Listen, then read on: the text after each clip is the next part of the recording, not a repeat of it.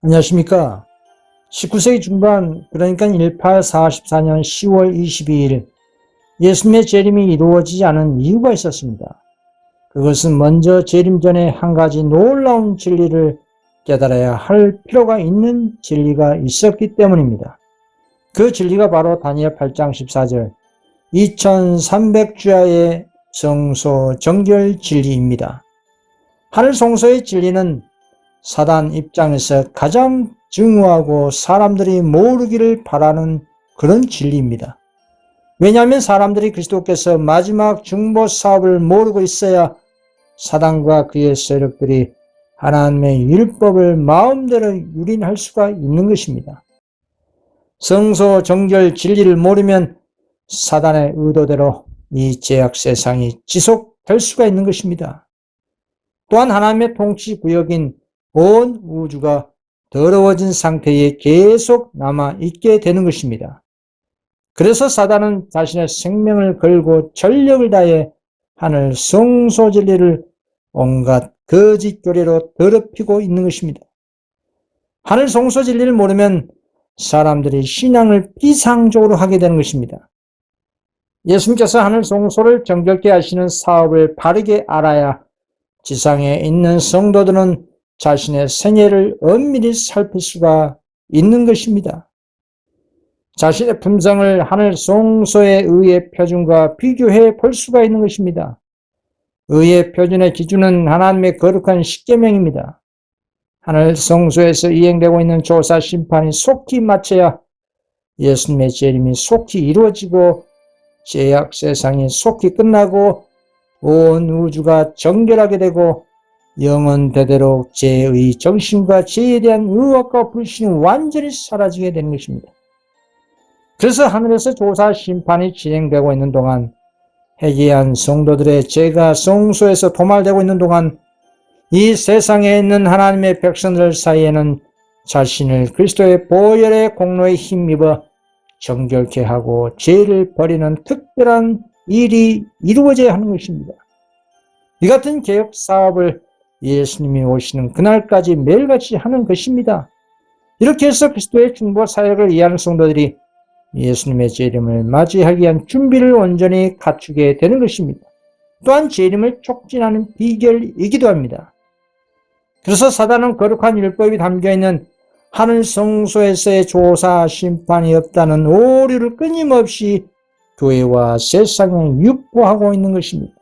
다음에 영감의 글을 보겠습니다. 성소에 관한 거짓 교리입니다. 장차 온갖 종류의 속임수가 일어날 것이며 우리는 든든히 설 수 있는 확고한 기반이 요구된다.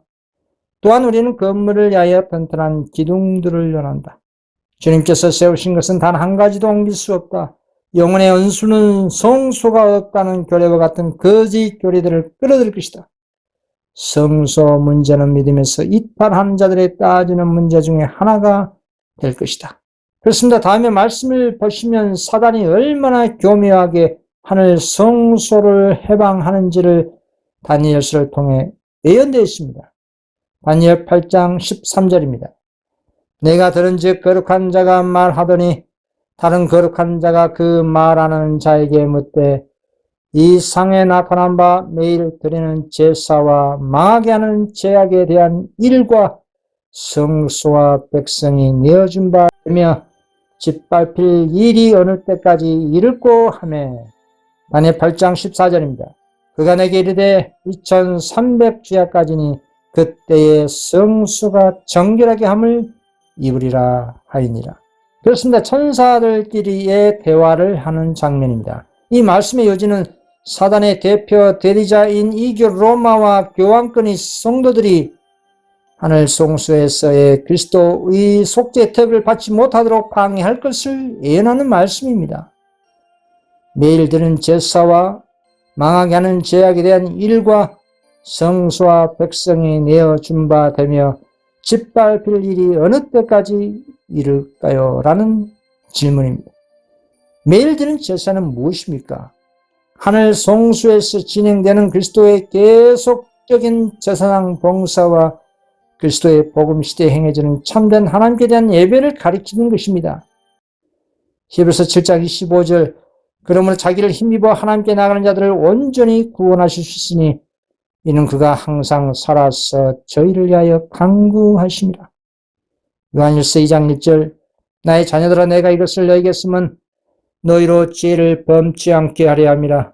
만일 누가 죄를 범하면 아버지 앞에서 우리에게 대언자가 있으니 곧 의로우신 예수 그리스도시라. 이 같은 그리스도의 인간 구원을 위한 매일 드리는 제사를 이교 로마와 종교 로마 세력에는 교황권이 제거해버린다는 그런 예언인 것입니다. 어떻게 제거할까요? 그것은 오류로 진리를 대신하는 것입니다. 그리스도 안에서 모든 신자가 진리로 차원에서 이루는 연합 대신에 세속적인 방식으로 연합하게 하는 교회의 정치가 오늘날 유행하고 있다는 것을 잘 아실 것입니다. 또 어떤 식으로 하늘 성소에서 드는 매일의 봉사를 방해할까요? 그것은 보이지 않는 교회의 머리이신 그리스도의 권위를 눈에 보이는 머리 교황의 권위를 내세웁니다. 그러나 우리의 영적인 지도자는 오직 그리스도이십니다.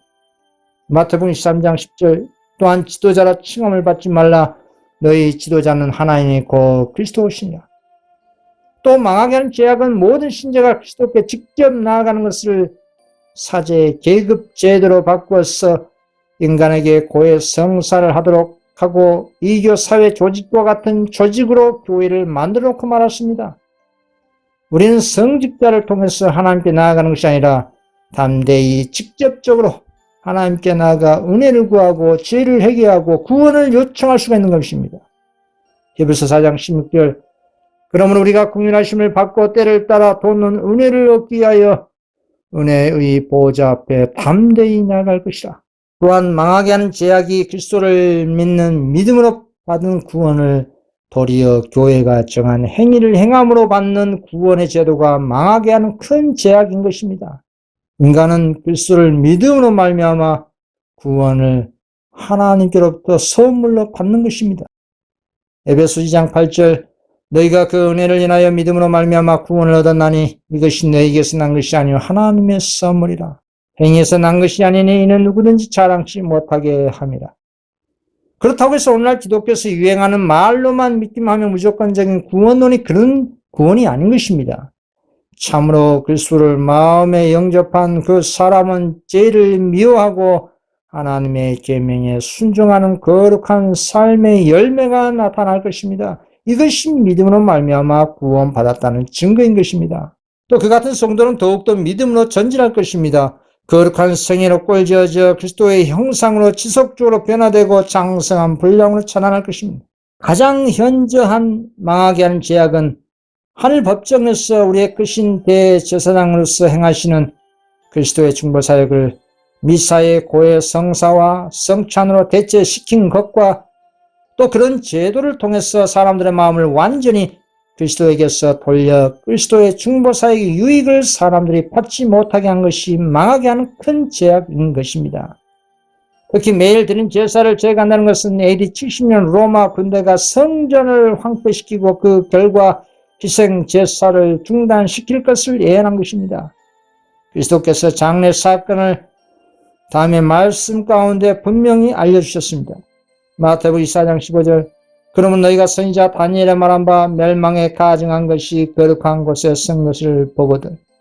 여기서 언급하신 멸망에 가증한 것은 망하게 하는 죄악과 같은 그런 말씀입니다. 과거 역사적인 성취는 AD 70년 로마 군대가 성전을 황폐시킨 것을 예언하신 것입니다. 1번입니다. 조사 심판이 그리스도인에게 믿음으로 말미암는 의와 구원의 기쁨을 사라지게 하는가라는 문제입니다. 에레미야가 3장 39절입니다. 살아있는 사람은 자기 죄로 벌을 받나니 어찌 원망하랴. 우리가 스스로 행위를 조사하고 여호와께로 돌아가자. 그리스도인들은 생명책에서 이름이 지워지지 않도록 하기 위해 계속 두려움 속에서 살아야 하는가요? 라는 문제입니다. 이 조사 심판의 진리를 바르게 안다면 성도 입장에서는 전혀 두려워할 필요가 없는 것입니다. 조사 심판은 성도에게 힘을 주는 강력한 셋째 천사의 복음입니다. 오늘날 지성시대의 놀라운 조사 심판의 이 복된 진리를 모르는 사람들 입장에서는 믿음으로 구원을 받았는데 조사 심판에는 이 단어 때문에 두려움을 가지고 있는 것 같습니다. 그러나 조사 심판은 일반적인 두려움의 심판의 개념이 아니라 사단에게 억울하게 고소당한 성도를 누명을 벗겨주시는 공의로운 재판이기 때문에 성도를 위한 행복한 심판이라는 것입니다. 여러분, 세상의 법정에서의 재판을 보면 사람들이 긴장감을 가지고 그 두려움 속에서 그 재판에 임하게 됩니다. 왜냐하면 그 법정에는 피해자와 가해자가 있는데 누가 진짜 피해자이고 가해자인지 증거와 증인을 통해서 판단을 하고 재판을 하기 때문입니다. 자칫 피해자가 가해자로 바뀔 수가 있고 가해자가 피해자로 둔갑될 수가 있는 억울한 일이 생기는 것이 이 세상의 법정입니다. 그러나 하늘 법정에서는 그런 일이 일체 없기 때문에 그 누구 한 사람도 억울하게 구원받지 못할 사람이 없도록 철저하게 천사들이 기록한 책대로 공정하게 심판하는 것이 하늘 성소에서의 조사 심판인 것입니다. 그래서 성도 입장에서는 행복한 심판인 것입니다. 오늘날 우리 사람들은 살아가면서 자신의 의도와 상관없이 억울하게 오해를 받는 경우와 오해를 주는 경우가 많이 있을 것입니다. 그리고 하나님의 충성스러운 성도들은 부지불식간에 실수도 하는 경우도 분명히 있습니다. 그러나 사단은 그런 성도를 고소합니다. 성도 입장에서는 참으로 억울한 일입니다. 욥을 보시기 바랍니다. 하나님께서는 사단에게 욥을 순전하고 정직하고 하나님을 경외하고 악에서 떠난 자라고 했습니다. 그러나 주님의 말씀을 들은 사단은 욥이 하나님의 물질적 축복을 많이 받았기 때문에 하나님을 계산적으로 이기적으로 경외한 것이라고 추측해서 주장합니다. 욥기 1장 9절입니다. 사단이 여호와께 대답하여 가로되 욥이 어찌 까닭 없이 하나님을 경외하리까? 그와 그 집과 그 모든 소유물을 사늘로 두르심이 아닙니까? 주께서 그 손으로 하는 바를 복되게 하사 그 소유물로 땅에 널리게 하셨습니다. 이제 주의 손을 펴서 그의 모든 소유물을 치십시오. 그리하시면 정령 대면하여 주를 욕할 것입니다. 그러나 욥에게 사단의 극렬한 분노의 시험과 환난이 맺지만 욥은 사단의 예상과 달리 하나님을 욕하지 않고 경배와 찬송을 드렸습니다.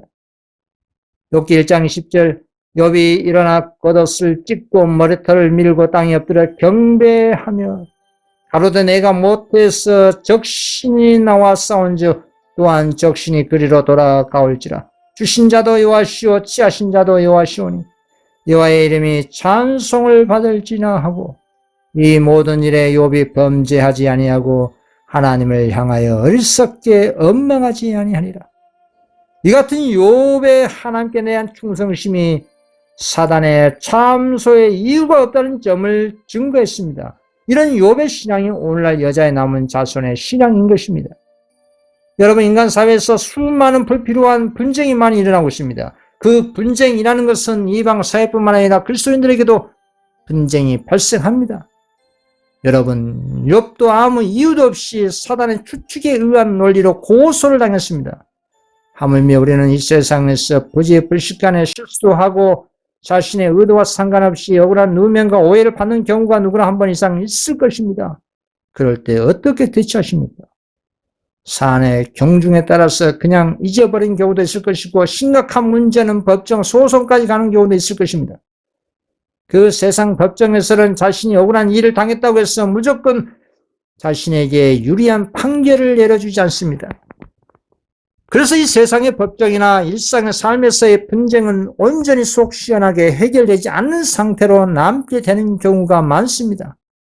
그러나 하늘 법정에서 이루어지는 성도를 위한 우주적인 조사 심판은 이 땅에서의 성도가 사단에게 억울하게 참소당한 모든 고소건이 한 점 의혹 없이 해결되기 때문에 걱정할 필요가 없는 행복한 심판인 것입니다. 하나님의 계명을 지키는 이 땅에 있는 성도는 다음에 과부처럼 원수 사단에게 억울한 고소당한 자신의 원한을 해결해달라고 부지런히 하나님께 호소해야 하는 것입니다.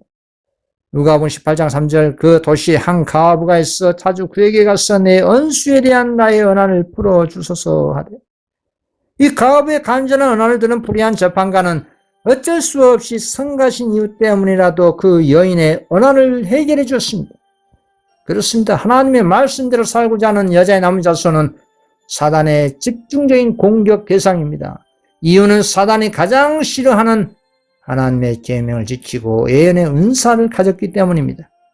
계시록 12장 17절 용이 여자에게 분노하여 돌아가서 그 여자의 남은 자손 곧 하나님의 계명을 지키며 예수의 증거를 가진 자들로 더불어 싸우려고 바다 모래 위에 섰더라. 그런데 오늘날 예수님 오시기 전에 조사 심판의 본래의 의미를 모르고 신앙하면 맹목적 신앙과 무늬만 그리스도인이 되고 진리를 모르기 때문에 인간적인 두려움에 빠져버린 것입니다. 그래서 진리를 알아야 하는 것입니다.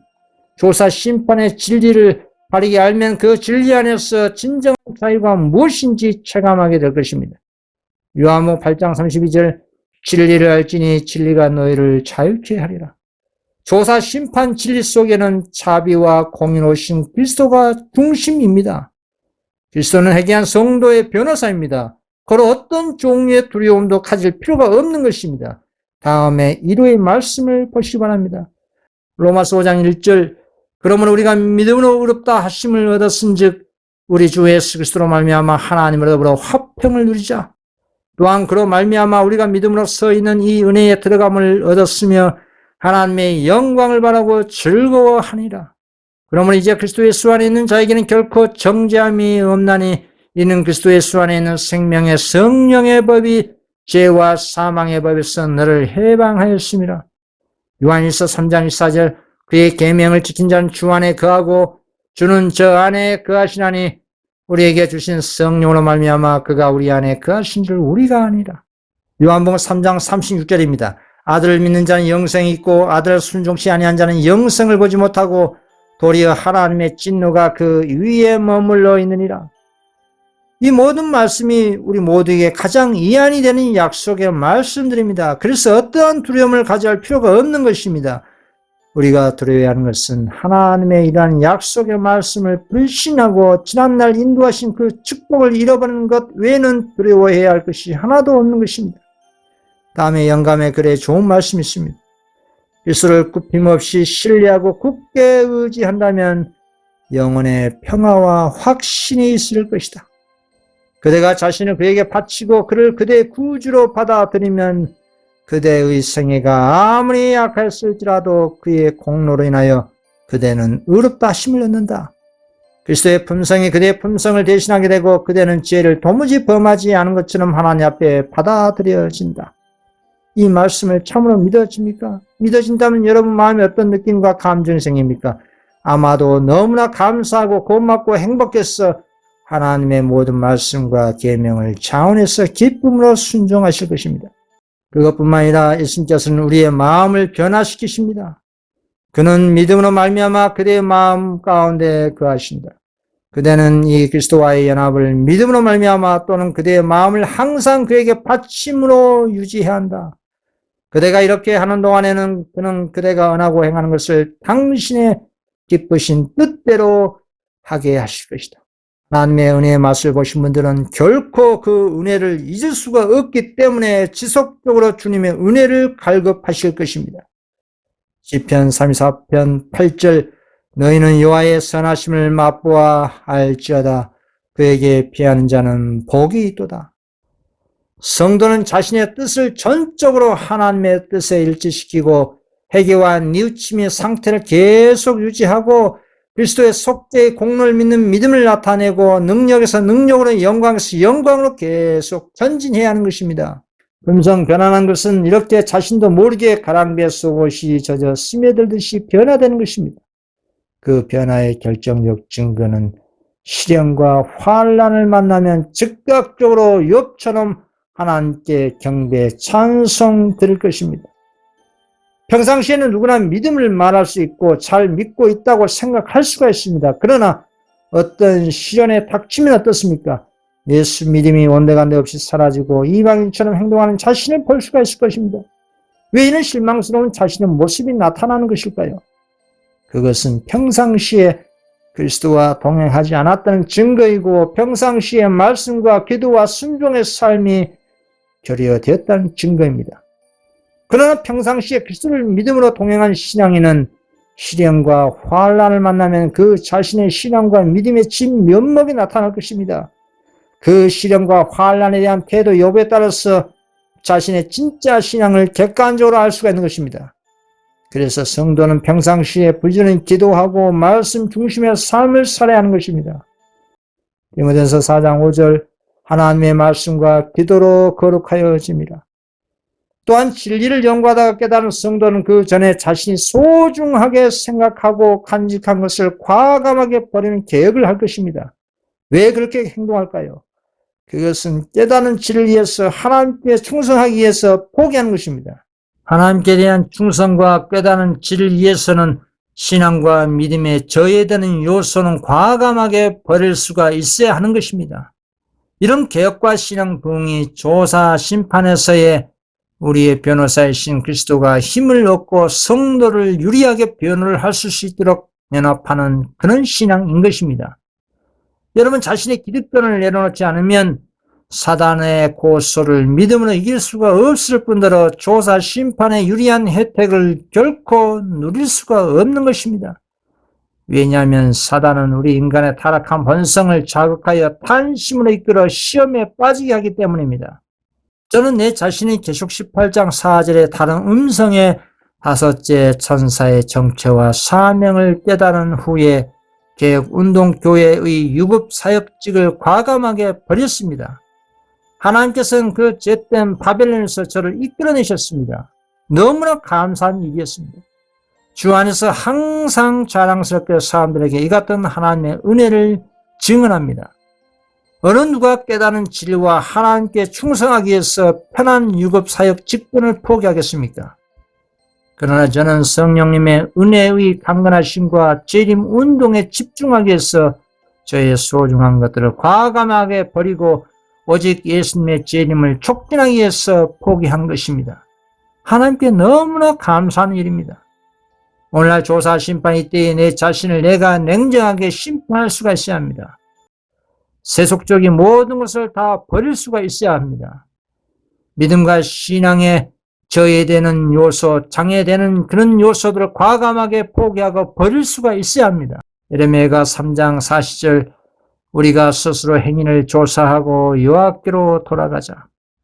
여러분 하늘 법정에서 치열하게 소송전이 펼쳐지고 있는 상황에서 사단에게 참소의 빌미를 일체 주지 말아야 할 것입니다. 그래도 사단은 욥을 추측해서 고소했습니다. 이것은 사단의 전적인 죄인 것입니다. 그러나 우리 성도 입장에서는 사단의 유혹과 자신의 욕심에 이끌려 어떤 짐짓죄를 범해서 사단에게 빌미를 주지 말아야 한다 이 말입니다.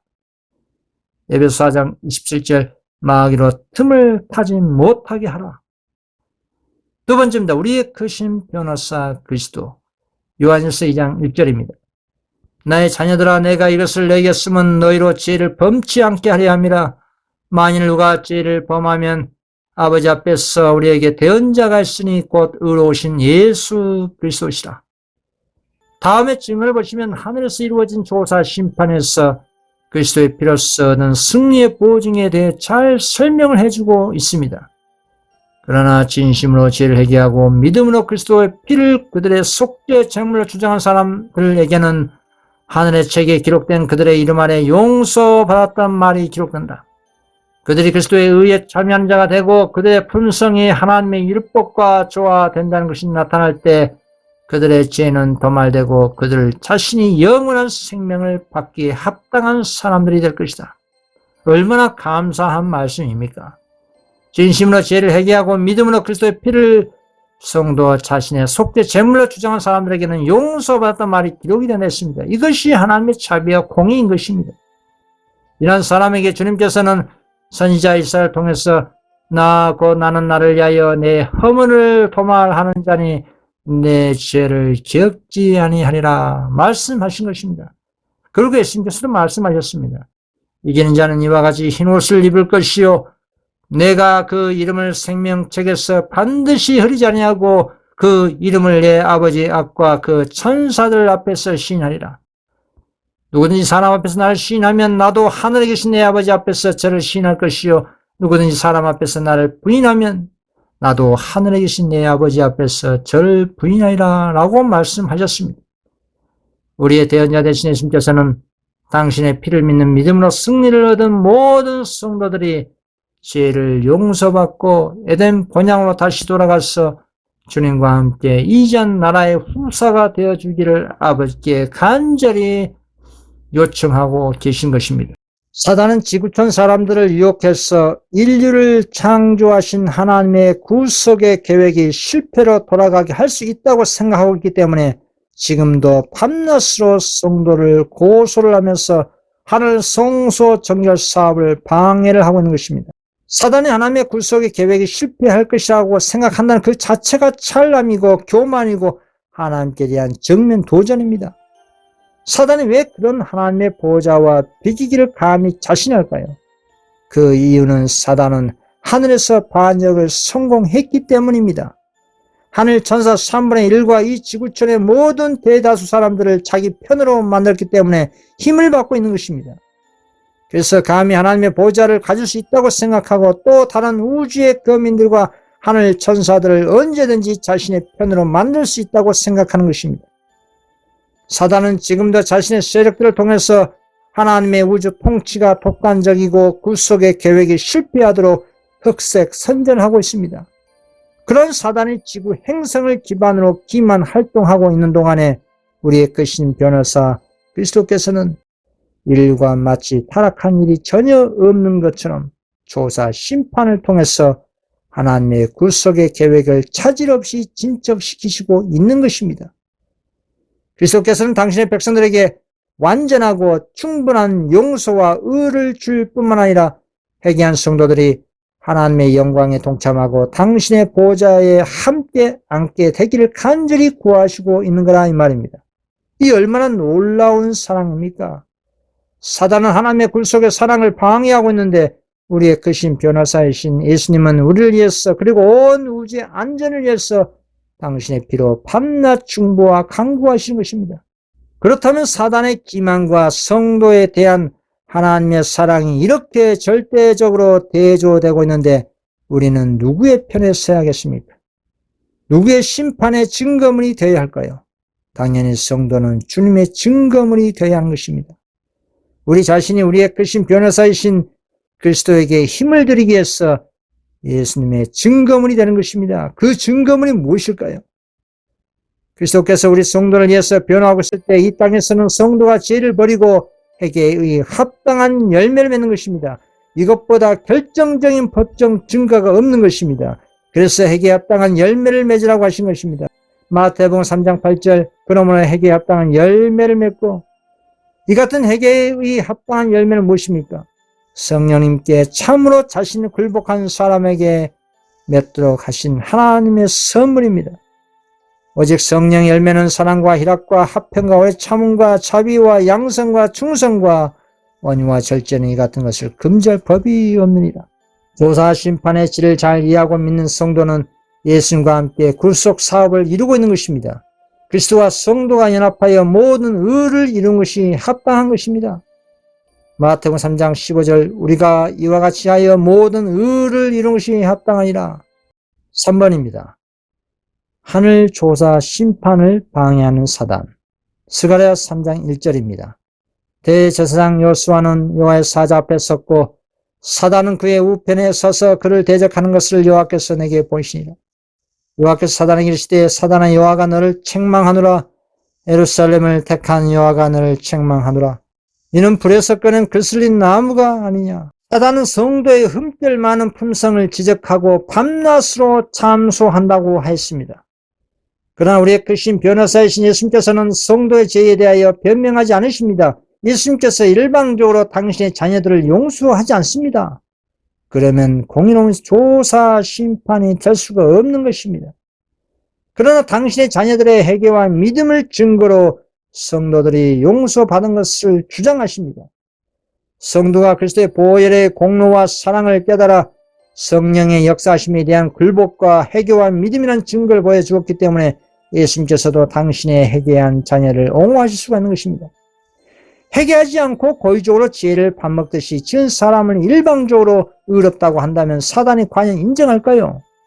사단뿐만 아니라 온 우주의 세계 거민들도 납득할 수가 없는 것입니다. 그런 재판은 공의로운 심판이 될 수가 없는 것입니다. 그래서 조사 심판은 하나님 편에서 일방적으로 행해진 재판이 아닌 것입니다. 하나님께서 책분이나 긴 시간을 두고 인간의 운명을 결정할 필요가 없습니다. 하나님께서는 인간이 태어나기 전에 누가 구원받을지 구원받지 못할지 다 아십니다. 그러나 창조주에 의해 창조된 천사들이나 다른 세계의 거민들은 처음과 끝을 알지 못합니다.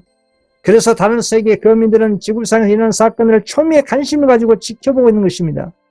바울 사도는 우리가 전 세계 그 천사들과 사람들에게 구경거리가 되었다라고 말했습니다. 그래서 성도의 조사 심판은 그리스도가 중심으로 하늘 천사들이 함께 참여한 것입니다.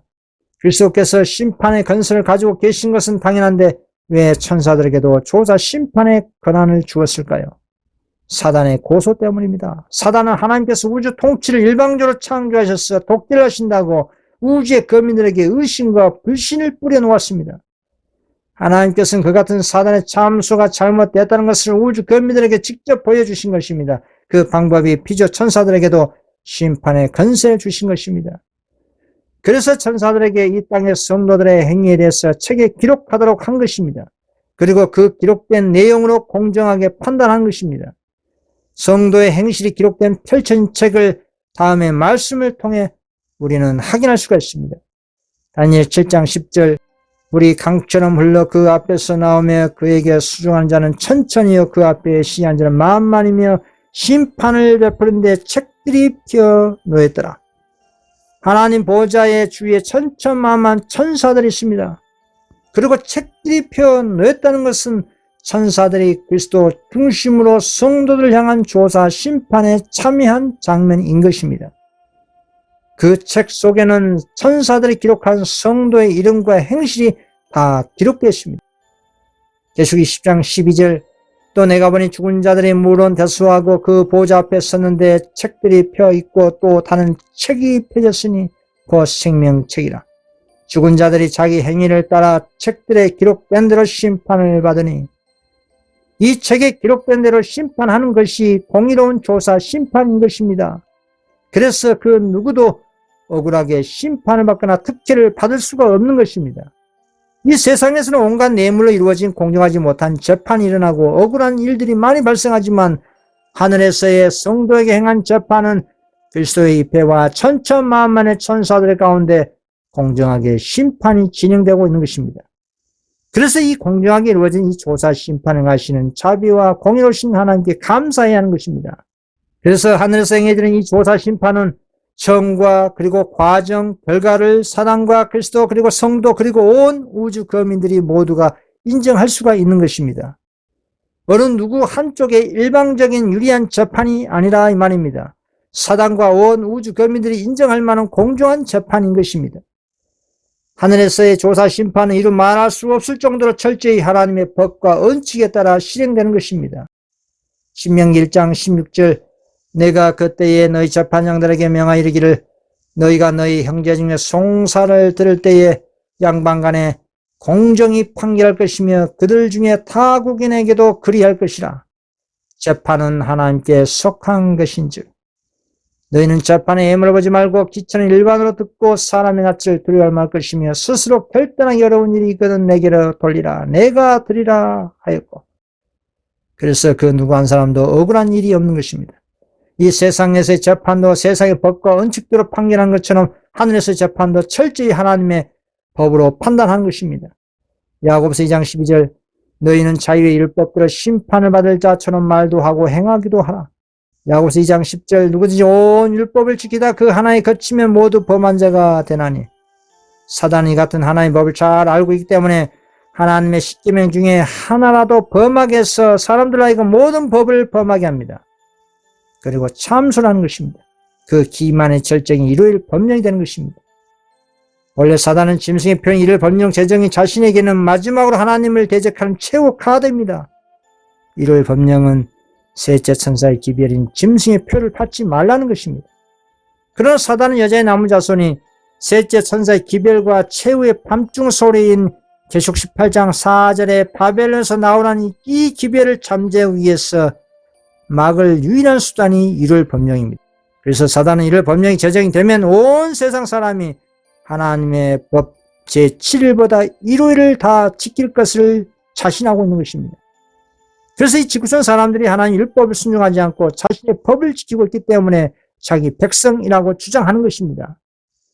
1호일을 신성화해서 지구촌 사람 모두가 사단의 법인 1호일을 지키는 것은 사단 자신을 지구촌 사람들이 신뢰한다는 것을 입증한다는 최후의 기만 논리입니다. 사단이 지구촌 사람들이 자신의 법을 지키고 있기 때문에 자신이 지구 행성의 대표이고 하나님의 법이 잘못되었다는 것을 마지막으로 몸부림치는 기만적 논리다 이 말입니다. 그러나 성경 예언은 유일하게 사단의 법 이를 법령에 굴복하지 않고 하나님의 계명을 예수 믿음으로 지키는 예수의 증거를 가진 여자의 남은 자손을 계시하고 있습니다. 그들이 14만 4천입니다. 1844년 이후 지금까지 하나님의 계명을 예수 믿음으로 순종하고 입맞고 참는 성도들이 있습니다.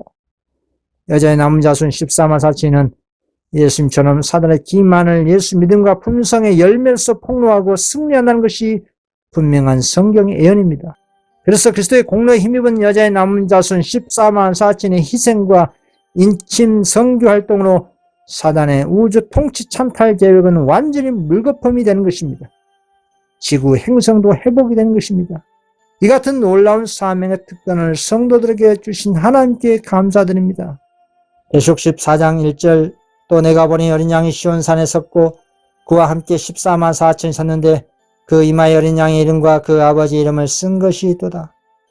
이 사람들은 여자로 더불어 더럽히지 아니하고 정절이 있는 자라 어린 양이 어디로 인도하든지 따라간 자며 사람 가운데서 구속을 받아 처음 익은 열매로 하나님과 어린 양에게 속한 자들이니 그 입에 거짓말이 없고 흠이 없는 자들이더라. 여러분, 사단의 기만과 오류를 분쇄시킨 14만 4천이 되는 법이 무엇일까요? 성경에 분명히 답이 제시되어 있습니다. 계시록 14장의 세 천사의 기별을 연구하시고 순차적으로 그 깨닫는 천사의 경험을 하시고 계시록 18장 1절에 다른 천사인 넷째 천사의 경험과 계시록 18장 4절에 다섯 번째로 내려온 다른 음성인 많은 천사들의 사명을 깨달아 순종한다면 14만 4천의 정체를 더욱더 분명하게 알 수가 있습니다. 첫째 천사부터 다섯째 천사까지의 경험을 가진 성도들이 최후의 마지막 시대의 사명주자인 14만 4천이고 권능의 늦은 비를 받는다는 것이 성경에 있는 예언입니다. 물론 1844년 이후 셋째 천사 기별과 십계명 안식일을 성실히 믿고 순종한 성도들도 14만 4천 입맞고 지금 잠들어 있습니다. 그들은 계시록 16장의 일곱 번째 재앙 초기에 특별 부활합니다. 그래서 사단은 하늘 성소에서 성도를 위한 조사 심판을 방해하기 위해서 그리스도의 십자가로 인해서 율법 폐지론을 허위 주장하고 또는 율법이 변개되었다고 허위 사실을 유포하고 있습니다. 왜냐하면 앞에서 말씀드린 것처럼 온 계명 중에 한 가지를 범하면 다른 모든 법도 범한 것이기 때문에 이 점을 악용해서 짐승의 표인 1월 법령을 제정하고 사람들로 하여금 하나님의 창조 기념일이요 구속과 성화의 표징인 제7일을 무너뜨리고 온 인류로 하여금 하나님의 십계명을 범하게 만든다 이 말입니다.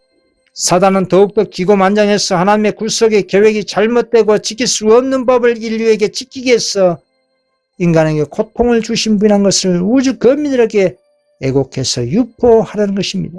그러나 성도니 같은 사단의 음모를 분명히 알고 하나님의 십계명을 믿음으로 지킬 수 있다는 것을 분명히 보여주어야 하는 것입니다.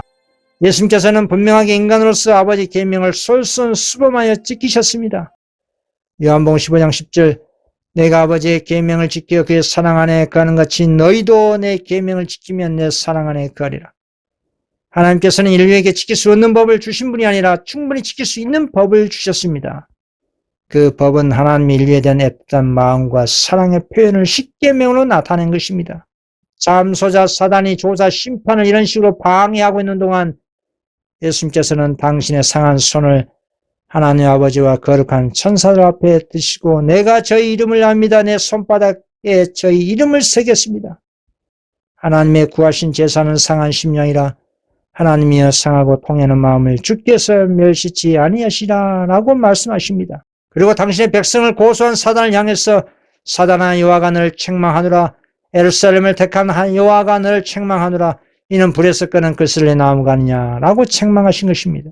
그리고 예수님께서는 당신의 아버지께 충성한 백성들을 티나 줄임 잡힌 것이나 이런 것들이 없는 영광스러운 교회로 나타나기 위하여 당신의 의의 옷을 입히실 것입니다. 그러나 이 같은 선포는 앞에서 말씀드린 것처럼 일방적인 선포가 아닙니다. 조사, 심판에 합당한 회개와 증거와 순종의 자녀들에게 하신 말씀이라는 사실을 명심하셔야 합니다. 그래서 여자의 남은 자손의 특징이 계속 14장 12절 성도들의 내가 여기 있나니 저희는 하나님의 계명과 예수 믿음을 지킨 자이라. 계속 12장 17절 용이 여자에게 분노에 돌아가서 그 여자의 남은 자손 곧 하나님의 계명을 지키며 예수의 증거를 가진 자들로 더불어 싸우려고 바닷물에 있었다. 그래서 사단은 하나님의 계명을 예수 믿음으로 지킨 여자의 남은 자손을 죽도록 분노하는 것입니다. 미워하는 것입니다. 그리고 사단은 하나님의 계명을 지킨 여자의 남은 자손을 박멸하고 실족하도록 하기 위해서 이를 법령을 만들 명분을 천재지변을 통해서 일으킨다는 것 또한 예언입니다. 갈수록 지구촌에서 기후위기가 일어난 이유와 근본은 사단이 역사하고 있기 때문입니다. 인간의 분별 없는 경제 논리로 자연을 파괴한 것 때문에 지구온난화가 발생이 되었고 재앙이 속하지만 그렇게 인간의 욕심을 충동질하게 하는 것은 사단인 것입니다. 지구가 갈수록 뜨거워지고 온역이 창궐하고 전쟁과 난리가 나는 이유는 하나님의 십계명 151을 거룩히 지키지 않기 때문에 하나님께서 진노하셔서 천재지변이 갈수록 일어나게 된 것이다 라고 주장합니다. 그리고 경제가 파탄이 되고 이 세상에서 더 이상 살 수 없게 될 것이라는 것이 사단의 논리입니다.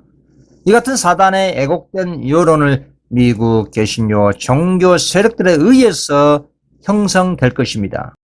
그런 애곡된 여론에 힘입어서 일요일을 하나님께 경배 드린 날로 법을 만드는 것입니다. 물론 종교 세력들이나 일반 사람들은 이 같은 그리스도의 사단과의 하늘 법정에서 일어나고 있는 조사 심판을 통한 선악간의 대쟁투를 모르기 때문에 눈에 보이는 현상을 아전 인수식으로 해석하는 것입니다. 그러나 이를 법을 만들면 천재지변이 중단이 될까요? 전혀 중단되지 않고 지속됩니다. 여러분, 짐승의 표가 미국으로부터 시작되면서 이어서 유럽, 아시아 온 세상의 모든 나라가 짐승의 표인 1월 법령을 제정합니다. 즉 은혜의 시간이 끝나는 겁니다. 그리고 계속 16장 7장이 떨어지는 것입니다. 이 같은 천재지변과 재앙들이 설상가상 일어나자 세상은 151을 지키지 않고 제7을 지킨 저 소수의 적은 무리들 때문이라고 또 극단적인 애곡과 선동을 하는 것입니다. 그래서 결국 하나님의 계명은 제7을 지키는 소수의 무리들을 죽이라는 것을 예언하고 있습니다. 계속 13장 15절 저가 건세를 받아 그 짐승의 우상에게 생기를 주어 그 짐승의 우상으로 말하게 하고 또 짐승의 우상에게 경배하지 않은 자는 몇이든지 다 죽이게 하더라. 왜 사단은 여자의 남은 자손을 죽도록 증오하고 결국 세상의 법을 통해서 죽이라고 할까요? 앞에서 말씀드린 것처럼 지구촌 모든 사람들 중에 단 한 사람도 하나님의 계명을 지키지 않고 자신의 법인 율법을 지키는 것을 우주의 거민들에게 입증하기 위해서입니다. 그래야 사단이 승리할 수가 있는 것입니다. 우리 예수님을 보시기 바랍니다. 예수님께서는 아버지의 품성을 계명을 순종하시고 십자가에 죽기까지 복종하심으로 아버지의 품성을 증거하셨습니다. 이것은 사단에 대한 완전한 승리인 것입니다. 사단은 예수님의 흠과 점 없는 품성을 아버지 증거한 것을 매우 중요합니다. 왜냐하면 자신은 하늘에서 그런 품성을 아버지께 나타내지 못했기 때문입니다. 그래서 아버지의 품성을 증거하신 그리스도를 격렬하게 증거하다 못해 결국 이게 로마와 유대교회를 결탁시켜 죽이도록 충동질시켜 죽인 것입니다. 그러나 사단은 그리스도의 품성 싸움에서 지고 말았습니다. 사단이 온갖 기만으로 성도를 미혹하지 못할 때는 마지막 수단으로 물리적인 공권력을 사용하는 것입니다. 그러나 그 방법은 사단이 패배했다는 가장 결정적인 증거인 것입니다. 반대로 성도가 끝까지 그리스도 같은 품성으로 증거하다가 순교당했다면 그것은 하나님의 인을 맞고 잠들었다는 뜻입니다.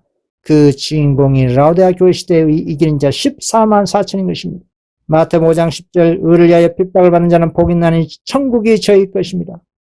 나를 인하여 너희를 욕하고 핍박하고 거짓으로 너희를 거스려 모든 악한 말을 할 때 너희에게 복이 있나니 기뻐하고 즐거워하라. 하늘에서 너희의 상이 큼이라. 너희 전에 있던 선지자들을 이같이 핍박하였니라. 제가 자주 반복해서 말씀드린 것이 이 짐승의 표 1월 법령에 대한 예언입니다. 1월 법령이 미국으로부터 시작해서 모든 나라가 유행병처럼 법을 만들고 그로 인해서 7재앙이 설상가상으로 뒤따라오는 재앙이 되는 것입니다. 그런 하나님의 계명을 지키는 백성은 7재앙으로부터 천사를 통해서 보호함을 받습니다. 그래서 우리는 두려워할 필요가 없는 것입니다. 이사야 26장 20절 내 백성아 갈지어다 내 밀실에 들어가서 내 문을 닫고 분노가 지나기까지 잠깐 숨을지어다. 밀실에 들어간다는 표현은 천사라 하여금 완벽한 온전한 보호함을 받는다는 뜻입니다. 하나님의 백성들을 죽이려고 지켜든 악인들의 총칼이 부러져 지푸라기처럼 힘없이 떨어지도록 하나님 천사들이 역사합니다.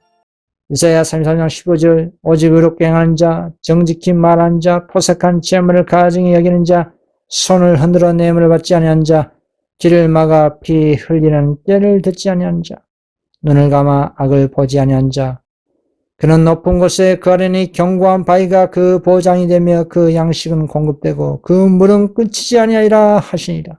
7장 상에서는 성도가 음식 먹을 수 없는 대환란의 상황입니다.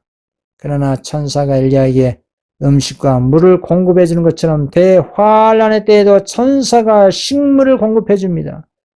또 7째 재앙 초기에 특별한 의인들과 특별한 악인들이 특별 부활합니다.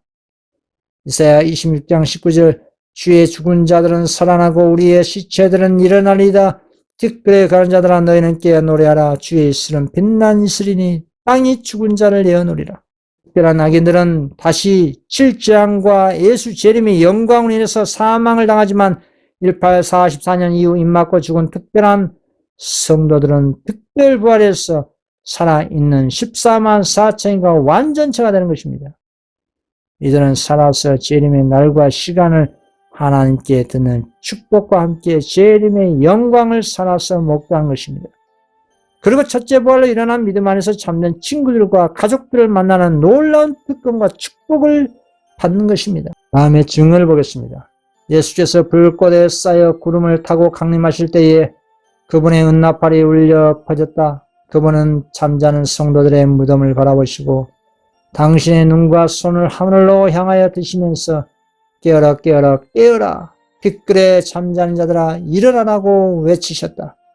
이어서 굉장한 지진이 일어나더니 무덤이 열리면서 죽었던 자들이 썩지 않을 몸으로 일어났다. 14만 4천 명이 사망으로 인하여 갈라져 있었던 저희 친구들을 알아보고 큰 소리로 할렐루야라고 외쳤다. 그와 동시에 우리도 변화되어 주를 영접하게 하여 그들과 같이 공중으로 이끌려 올라갔다. 그렇습니다. 먼저 특별 부활한 의인들이 첫째 부활에 일어난 의인들 중에 친구들을 알아보는 놀라운 기쁨을 맛보는 순간입니다. 저도 저희 믿음 안에서 잠든 사랑하는 어머니와 그리고 존경하는 신앙 선배를 꼭 그때 만나기를 간절히 기대하고 있습니다. 4번입니다. 하나님의 조사 심판의 또 다른 목적. 조사 심판의 또 다른 목적이 무엇일까요? 창세기 18장 20절입니다. 여호와께서 또 가라사대 소돔과 고모라에 대한 부르짖음이 크고 그 죄악이 심히 중하니 내가 이제 내려가서 그 모든 행한 것이 과연 내게 들린 부르짖음과 같은지 그렇지 않은지 내가 보고 알려 하노라. 이 말씀은 조사 심판의 예시입니다. 하나님께서 소돔에서 무슨 일이 일어나고 있는지 알지 못하기 때문에 직접 보고 알려고 하는 것일까요? 여러분, 소돔과 고모라에서 일어난 죄악의 부르짖음이 얼마나 크고 중대한데 하나님께서 모르실 리가 없는 것입니다. 이 세상과 온 우주 가운데 특별만한 일들을 상세하게 다 아십니다. 우리의 이름과 집 주소를 정확히 하시고 심지어 머리털까지 세신 자비하시고 배려심 많으신 하나님이십니다. 마태복음 10장 30절 너에게는 머리털까지 다 세신 바 되나니 그러한 전지전능하시고 처음과 끝을 아시는 하나님께서 무엇하러 소돔을 방문하려 알려고 하신 것일까요? 소돔을 친히 조사하려는 하나님의 의도는 소돔인들에게 은혜의 시간인 것입니다. 그리고 아브라함에게 당신의 약한 도시 소돔에 심판하라는 공정과 의도를 알려주기 위해서입니다. 하나님의 심판이 정당하다는 것을 당신의 종 아브라함에게 납득시켜 주기 위해서입니다. 이것이 창조주의 겸손입니다. 사단의 거짓 주장대로 하나님은 독재적인 우주의 통치자가 아니라 이 말입니다. 하나님께서는 당신의 통치 행위를 아브라함에게 알리지 않고 얼마든지 죄악의 잔이 차고 넘친 소돔을 멸망시켜도 그 누구도 항의하는 피조물이 없을 것입니다. 그럼에도 불구하고 하나님은 단 하나의 우주적인 불신과 의심 없이 모든 심판의 과정을 천사들과 인간에게 보여주고 피조물들이 납득할 만큼 당신의 인내와 심판의 당위성을 보여주신 것입니다. 그러면서 소돔과 고모라 사람들에게는 하나님의 심판 전에 해결할 수 있는 은혜의 마지막 시간을 주신 것입니다. 이것이 조사 심판의 핵심입니다. 여리고성 7일간 도는 것도 여리고성 주민들에게 대한 마지막 은혜의 시간인 것입니다. 노아시대 120년 은혜 시간도 조사에서 심판하시겠다는 의도입니다. 과거에 이러한 심판은 오늘날 조사 심판 중요한 예증입니다. 이 조사 심판은 그 시간은 사람들이 해결할 수 있는 최고의 은혜 시간입니다. 하나님께서는 소돔을 멸망시키는 결정을 임의로 내린 것이 아니라 마지막으로 해결할 수 있는 시간을 좀 더 주겠다는 것입니다. 그럼에도 불구하고 해결하지 않으면 그 죄와 함께 악인들이 멸망당하는 것입니다. 이 같은 하나님의 자비와 공의를 아브라함에게 분명하게 나타내 보여줌으로 인해서 우리 인간에게 하나님의 공의에 대한 개념을 바르게 깨달아 알게 해주신 것입니다. 이것이 하나님의 사랑입니다. 구속의 경륜입니다. 에베소 3장 9절 영원부터 만물을 창조하신 하나님 속에 감추었던 비밀의 경륜이 어떠한 것을 드러내게 하려 하십니다. 이는 이제 교회로 말미암아 하늘에서 정사와 권사들에게 하나님의 각종 지혜를 알게 하려 하십니다. 자, 5번입니다. 조사 심판 후 이 우주에 다시 악이 들어올 수 있을까요? 이 지구 행성은 죄를 밥 먹듯이 반복해서 지은 행성이 됐습니다. 이 지구 때문에 우주는 더러워졌고 정결해져야 할 절대 필요가 생겼습니다. 지구 행성이 정결이 되어야 온 우주 하늘 성수가 정결해지는 것입니다. 예를 들어서 어느 사람이 죄를 짓고 감옥에서 죄값을 치르고 다시 이웃과 사회에 돌아와서 또다시 죄를 짓는다면 그 이웃과 사회는 여전히 불안한 사회와 이웃이 될 것입니다. 이 세상이 이렇습니다. 하물며 이 세상보다 비교는 안 될 정도의 정결한 우주의 행성 가운데 살고 있는 우주 거민들과 천사들을 한번 생각해 보시기 바랍니다. 그들은 사단의 죄 때문에 지금도 여전히 고통을 받습니다. 우리 지구촌의 사람들만 죄의 내성 때문에 그렇게 심각한 고통을 받지 않는 것처럼 보이지만 사실 지구촌의 모든 피조물보다 더 죄에 대한 고통을 느끼는 존재가 우주의 천사들입니다. 충성스러운 천사들은 수천 년 전에 루시퍼와 그의 천사들이 하나님께 반역했기 때문에 그리스도의 지도 아래 반역한 천사들을 하늘로부터 추방했습니다. 하늘의 천사들은 루시퍼의 죄의 끔찍한 결과들을 직접 목격하면서 수천 년을 보냈습니다. 그래서 이제 하늘 정부의 천사들은 죄가 다시는 우주 사회에 들어오는 것을 결코 허용하지 않는 것입니다. 그래서 하늘에 들어오는 그 누구라도 사단처럼 반역하지 않고 구원받을 합당한 사람임을 확인하기를 원한 것이 조사 심판의 핵심인 것입니다. 데살로니가후서 1장 5절입니다. 이는 하나님의 공의로운 심판의 표요 너희로 하여금 하나님의 나라의 합당한 자로 여기심을 얻게 하려 함이니 그 나라를 위하여 너희가 또한 고난을 받으리니. 그래서 하나님과 천사들의 선악간의 대장투에서 최고의 신은 죄의 문제를 단번에 그리고 영원히 해결하는 것입니다. 두 번 다시 우주의 죄와 반역이 생기지 않도록 철저한 검증이 필요한 것입니다. 하늘 천사들 중 단 한 명의 천사라도 구원받은 성도에게 의심이 있다면 하나님께서는 그 성도를 하늘에 받아들이도록 그 천사들에게 강요하지 않으십니다. 그리고 하늘에서 천사들이 성도를 환영하지 않고 조금이라도 성도에게 의심을 품고 있다면 우리는 하늘에 살고 싶지 않을 것입니다. 그래서 천사 하나하나가 우리 성도를 하늘에서 환영하는지 분명하게 확인하기 위해서는 하나님은 당신의 나라에 데리고 들어가기를 결정한 사람들의 일생을 천사들로 하여금 검토하게 하신 것입니다. 여러분 눈에 보이지 않지만 그 한 명의 천사가 여러분 각자의 수호 천사이기도 하지만 또한 일생을 조사하여 기록하는 천사이기도 합니다. 그래서 그 누구도 거짓말할 수가 없는 것입니다. 왜냐하면 그 천사가 저와 여러분 일거수일투족을 다 정밀하게 기록하기 때문입니다. 그래서 예수님께서 말씀하셨습니다. 마태복음 12장 36절 내가 너에게 이르노니 사람이 무슨 무익한 말을 하든지 심판날에 이에 대하여 신문을 받으리니. 전도서 12장 14절 하나님은 모든 행위와 모든 은밀한 일을 선악간에 심판하시리라. 우리는 그 누군가 보지 않고 혼자 있다 할지라도 보는 눈과 기록한 천사가 있다는 사실을 명심해야 합니다. 하나님 앞에는 기념책이 있습니다. 그 책에는 여호와를 경외하는 자와 그 이름을 존중히 생각하는 자들의 선한 행실이 기록되어 있습니다. 믿음으로 나온 말들, 사랑의 행위가 다 하늘에 기록됩니다. 하나님의 기념책에는 의로운 행위가 빠짐없이 영원토록 기록되어 있습니다. 거기에 사단의 유혹을 물리치고 악을 이기고 부드러운 자비로 표현한 말들이 모두 자세히 기록되어 있습니다. 그리고 모든 헌신과 희생적 행위와 그리스도를 위해서 받은 고난과 슬픔이 모두 기록되어 있습니다. 시편 기자는 나의 유리함을 주께서 계수하셨으니 나의 눈물을 주의 병에 담으소서 이것이 주의 책에 기록되지 아니하나이까 라고 말하는 것입니다. 또 반대로 악한 말과 악한 행위가 기록이 된 책이 있습니다. 은밀한 목적과 동기도 실수함이 없는 기록에는 빠질 수가 없는 것입니다. 왜냐하면 하나님께서는 어둠에 감추인 것들을 드러내고 마음의 뜻을 나타내시기 때문입니다.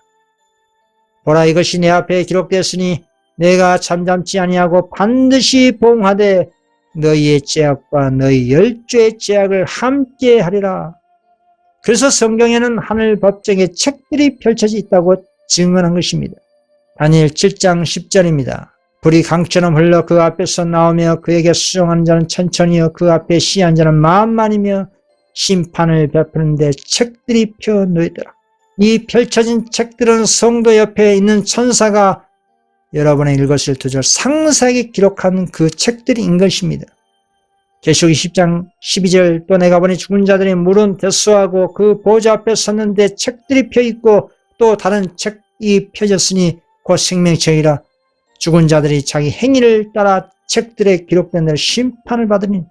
여러분 사단과 죄의 유혹을 받을 때 자신의 옆에 있는 천사를 의식하시길 바랍니다. 그리고 예수님을 생각하시고 도움을 구하시기 바랍니다. 즉각적으로 주님께서 죄의 유혹으로부터 이기게 해주실 것입니다. 고린도후서 10장 5절 모든 이론을 파하며 하나님 아는 것을 대적하여 높아진 것을 다 파하고 모든 생각을 사로잡아 그리스도에게 복종케 하니. 하나님과 구원받은 성도나 천사들 그 누구라도 다시는 죄와 반역이 이 우주 안에 들어오지 않기를 바랄 것입니다. 그렇다면 하나님의 나라의 첫째가는 가치, 사랑에는 신뢰가 절대 필요합니다. 그 신뢰는 확실한 증거가 있어야 합니다. 증거 없는 신뢰와 사랑은 존재할 수 없습니다. 그렇기 때문에 증거가 기록이 된 심판이 베푸는 데 책들이 펴 놓인 것입니다. 하나님은 지금까지 살아온 성도 각 사람의 삶을 정밀하게 다 아십니다. 하나님에게는 우리가 구원받기에 합당한지 결정하기 위한 책의 기록에 의존한 마지막 심판이 필요 없습니다. 하나님께서 마지막 심판으로부터 얻은 유익은 성도의 구원에 대해서 주님께서 내리신 결정을 천사들이 확인하라는 것입니다. 주님께서 하늘에 데려가신 성도 한 사람에 대해서 천사 한 명이라도 무슨 의혹을 품고 있다면 온 우주를 경외하는 기초가 되는 사랑의 율법에 손상이 될 수 있습니다. 하나님은 그런 위험을 감수하실 수가 없는 것입니다. 그래서 주님께서 우리를 하늘에 데리고 들어가실 때 천사들이 각 성도들을 환영할 때 가장 확실한 조사 심판의 결과인 것입니다. 조사 심판 때 사단이 하는 역할은 무엇일까요? 심판에서 합당히 여김을 입은 사람들은 의인의 부활에 참여할 것입니다. 예수님께서는 저 세상과 및 죽은 자 가운데서 부활함을 얻기에 합당히 여김을 입은 자들을 천사와 동등이요 부활의 자녀로서 하나님의 자녀라고 말씀하십니다. 예수님께서는 또한 선한 일을 행한 자는 생명의 부활로 나오리라고 말씀하셨습니다. 곧 죽은 의인들은 심판대의 생명의 부활에 합당한 자라는 선고를 받고서야 비로소 부활하게 될 것이라 이 말입니다. 그러나 구원받은 성도들은 자신들에 대한 삶의 모든 기록이 하늘 심판장에 제출되어 조사를 받아 결정될 때에 개인적으로 그 자리에 출석하는 것이 아닙니다. 그럼 누가 우리 대신에 하늘 법정에 출두하여 변호해 주실까요? 예수님께서는 중보자로서 또는 변호사로서 성도를 위해서 탄원하고자 하나님 앞에 나타나신 것입니다. 요한일서 2장 1절 만일 누가 죄를 범하면 아버지 앞에서 우리에게 대언자가 있으니 곧 의로우신 예수 그리스도시라. 그리스도께서 참 것의 그림자인 손으로 만든 성소에 들어가지 아니하시고 오직 참 하늘에 들어가사 이제 우리를 위하여 하나님 앞에 나타나셨다 하셨습니다. 자기를 힘입어 하나님께 나아가는 자들을 온전히 구원할 수 있으니 이는 그가 항상 살아서 저희를 위하여 간구하심이라. 여러분, 예수님께서 당신의 은혜의 백성들을 위하여 간구하고 계신 동안 사단은 회개한 성도들을 범죄자로 하나님 앞에 고소를 합니다. 그렇습니다. 고소자 사단은 성도들의 생애의 기록을 다 지적합니다. 어떤 점을 지적할까요? 성도들이 그리스도와 성품과 같지 않은 점을 지적합니다. 그 성도들이 죄를 지음으로 인해서 구속주의 영광을 더럽혔다는 점을 지적합니다. 그리고 사단 자신이 성도들을 유혹해서 죄를 범하게 한 점들을 지적합니다. 이 사람들이 하나님의 법은 지키지 않고 나의 법을 지켰기 때문에 나의 백성이라고 주장하는 것입니다. 여러분, 사단의 이런 주장은 매우 합리적인 논리이기 때문에 부분적으로 맞는 말입니다. 이 세상의 모든 인류는 사단의 죄의 법을 섬긴 것이 사실입니다. 지금도 죄의 법이 우리 육체 가운데 있습니다. 로마서 7장 23절 내 지체 속에서 한다는 법이 내 마음의 법과 싸워 내 지체 속에 있는 죄의 법 아래로 나를 사로잡아 오는 것을 보는도다. 오라 나는 공고한 사람이로다. 이 사망의 몸에서 누가 나를 건져내랴. 우리 주 예수 그리스도로 말미암아 하나님께 감사하리로다. 그런즉 내 자신이 마음으로는 하나님의 법을 육신에는 죄의 법을 섬기노라. 그러나 이 타락한 본성 가운데 있는 죄의 성향으로 기르어지는 죄와 사망의 법을 우리는 하나님께 전적으로 내어 맡기는 굴복으로 인해서 생명의 성령의 법으로 죄의 법을 이길 수가 있는 것입니다. 로마서 8장 1절 그러므로 이제 그리스도 예수 안에 있는 자에게는 결코 정죄함이 없나니 이는 그리스도 예수 안에 있는 생명의 성령의 법이 죄와 사망의 법에서 너를 해방하였습니다. 사단의 죄의 법보다 그리스도의 은혜의 법이 더욱더 압도적으로 강력합니다. 무슨 말일까요? 우리가 그리스도의 십자가를 마음에 깊이 숙고하고 우리의 마음과 애정과 의지를 하나님께 바친다면 성령께서 우리의 마음을 통치하십니다. 창조주 성령께서 우리의 육체 가운데 숨어있는 죄의 법, 죄된 성향을 죽이고 거룩한 하늘에 대한 삶을 생각하고 죄를 미워하게 하시는 것입니다. 그렇게 해서 성도의 삶 가운데 죄를 그치게 하고 그리스도와 같은 품성을 갈망하고 예수님처럼 행동하고 경건하게 살기를 좋아하게 되고 새 언약이 성취되게 하는 것입니다. 그래서 8장 10절 또 주께서 가라사대 그날 후에 내가 이스라엘 집으로 세울 언약이 이것이니 내 법을 저희 생각에 두고 저희 마음에 이것을 기록하리라. 나는 저에게 하나님이 되고 저희는 내게 백성이 되리라. 이 모든 놀라운 이적은 우리 자신의 의지의 선택에서 시작될 수가 있는 것입니다. 다시 하늘 법정으로 믿음으로 들어가서 보겠습니다. 회개하지 않고 끝까지 죄를 고집한 멸망당할 수밖에 없는 사람들에 대한 하나님의 결정에 대해서는 사단이 기뻐하는 것은 말할 것도 없습니다. 죄를 끝까지 고집한 사람들에 대해서는 사단이 참수해서 멸망당하는 것이 아니라 하나님과 천사들에 의해서 결코 하늘 법정에서 옹호를 받을 수가 없는 것입니다. 옹호를 할 수가 없는 것입니다. 하늘 법정에서 다툼은 하나님께서 구원받기에 합당하다고 생각하는 사람들에게 내는 결정에 대해서 사단이 집요하게 문제를 삼는 것입니다. 그래서 조사 심판은 인간에게만 관련된 것이 아니라 이 심판에서는 우리만큼이나 피조물들에게 하나님도 판단을 받으신다는 것입니다. 로마서 3장 4절 그럴 수 없느니라 사람은 다 거짓되되 오직 하나님은 참되시다 할지어다. 기록된 바 주께서 주의 말씀에 의롭다함을 얻으시고 판단 받으실 때에 이기려 하심이라 한과 같으리라. 왜냐하면 의인들의 영원한 운명에 대한 하나님의 결정을 사단이 동의를 하지 않고 끝까지 반박하기 때문입니다. 또한 하나님은 천사들에게도 맹목적으로 당신의 결정을 받아들이라고 강요하지 않으십니다. 그렇게 할 수가 없습니다. 하나님은 우리와 서로 변론하자고 모든 피조물들에게 초청하셨습니다. 이사야 1장 18절 여호와께서 말씀하실 때 오라 우리가 서로 변론하자. 너희 죄가 주홍 같을지라도 눈과 같이 희어질 것이요 지롱같이 붉을지라도 양털같이 되리라. 이 복음의 초청은 하나님께서 우주 천사들에게 당신 자신을 설명하시고 설명을 들은 천사들이 하나님의 결정에 대해서 이해하고 스스로 하나님의 결정에 대해 결정하기를 바라신다는 의미입니다. 바울도 마찬가지 이렇게 말했습니다. 로마서 3장 26절 곧 이때 자기의 의로우심을 나타내사 자기도 의로우시며 또한 예수 믿는 자를 의롭다 하려 하시니라 라고 말한 것입니다. 하나님은 인류의 심판에서 당신의 공정함과 의로움을 나타내셔서 자신의 이름이 옹호받고 그리고 구원받은 성도들도 옹호받기를 바라신 것입니다. 그러므로 조사 심판은 우리와 우리의 구원에 대한 것이면 물론이거니와 하나님과 당신의 결정에 관한 것이기도 한 것입니다. 사단은 하늘에서 수천 년 전에 하나님께 반역할 때 하늘 천사들 3분의 1을 설득할 만큼 능력이 뛰어난 피조천사입니다. 그래서 사단은 우리 성도에 대한 고소를 제기할 때도 천사들 앞에 매우 설득력 있는 논리를 제시할 능력이 있는 것입니다. 그렇기 때문에 우리 성도에게는 하늘 성소에서 최고의 변호사가 필요한 것입니다. 그분이 누구입니까? 우리의 크신 변호사이신 그리스도이십니다. 그리스도는 우리에 대한 사단의 모든 기만적인 논증에 맞서서 오직 진리로서 대응하실 수가 있는 것입니다. 그렇다면 하늘에서 우리 각자를 놓고 치열한 선악간의 법정 다툼이 벌어지고 있는 상황에서 이 땅에 있는 성도는 어떻게 해야 합니까? 고의적으로 죄를 밥 먹듯이 죄짓고 살아야 할까요? 절대로 그럴 수가 없는 것입니다. 여러분 앞에서 말씀드린 것처럼 회개하지 않고 죄를 계속 고집하면 그 사람에 대해서는 결코 하나님과 천사들이 변호하지 않습니다. 옹호할 수가 없습니다. 그들은 사단의 주장대로 멸망당할 수밖에 없는 겁니다. 그러나 진정으로 회개하고 예수를 신뢰한 성도 각 사람은 하늘에 들어가기에 참으로 합당함을 예수님께서 설명하실 것입니다. 이에 대해서 천사들은 동의할 것입니다.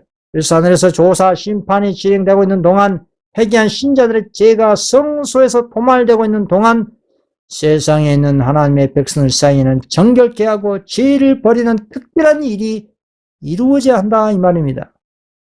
이 같은 하늘에서 이루어지고 있는 선악간의 법정 소식을 알려주는 하나님의 마지막 기별이 요한계시록 14장의 세 천사 기별입니다. 그리고 이 기별에 추가된 계시록 18장 4절에 다섯 번째로 내려온 천사들 최후의 밤중 소리가 조사 심판이 완료 중이라고 하는 것을 알려주고 있는 것입니다. 계시록 18장 4절 또 내가 들으니 하늘에서 다른 음성이 나서 가로되 내 백성아 거기서 나와 그의 죄에 참여하지 말고 그의 받을 재앙들을 받지 말라고 하고 있지 않습니까?